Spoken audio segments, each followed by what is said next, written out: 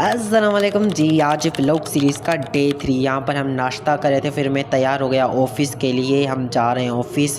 या ये मैं यहाँ पर आ गया पानी पीने के लिए। फिर अच्छी तरीके से ना सारी ऑफ़िस को आज साफ़ किया था, फिर खाना खाया, फिर मैं आ गया दूसरे सेंटर पर। फिर मैंने चाय पीने के बाद घर आ गया था।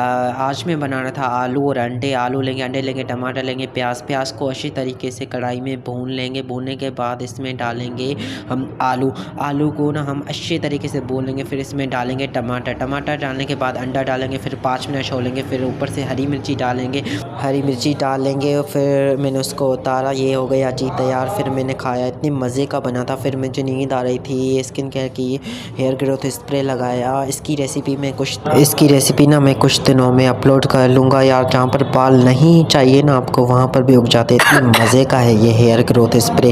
ये लगाया और मैंने कंघी की। फिर मैं सोने के लिए तैयार हो गया। That's it, bye bye. Video अच्छी लगी तो like share comment. Bye bye.